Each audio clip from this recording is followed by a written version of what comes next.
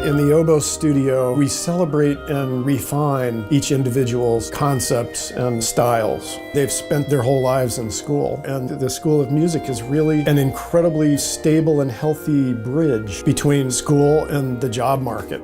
They come into the studio with such excitement and enthusiasm, and if they can kind of carry that out into the world with them, they can pass that along to their students and pass along to their colleagues that they're playing with. I've wanted to go to Yale since I was about 15. Everyone's very mature. It's just a slightly more adult learning experience, I think, than some places seem to be. I heard that Steve Taylor was someone who was very good at diagnosing problems. Coming out of my undergraduate degree, there were still obviously things that needed to be fixed. He has really helped me put the finishing touches on what I needed to have done. They're allowed to sort of open up to their own concept of playing the instrument. Of course, it has to sound beautiful and gorgeous and be in tune and everything, but there's not one style that's taught. Here they can be freed up to really be themselves. He really helped me break out of that shell. I was always comfortable playing like a second position or somebody that's just kind of behind the scenes, but he really pushed me to become soloistic, yet refined.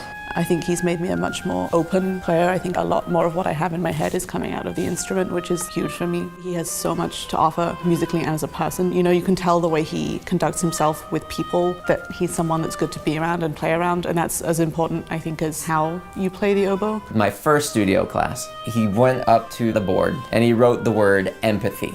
And he was like, this is one of the most important lessons that I can ever teach you. If you aren't someone who people enjoy working with, then you're putting yourself at one of the bigger disadvantages. I'm certainly working with and for a lot of the people that I knew in school, and this is really the place to start talking with each other. Students are finding that if they create their own work, they can hire each other, and there's a living to be made in that way. I didn't realize until I started teaching here how like a feasting table the university is, happily sagging with delicious offerings. A really motivated student can find an unbelievable amount of amazing stuff here. It's one of the more well-rounded places in terms of what you'll learn. It's not just orchestra, it's not just chamber music. I mean, everything's at a fantastically high level, but there's no one focus. So whatever your niche is, you're free to pursue it, and you're likely to find some other people who will too.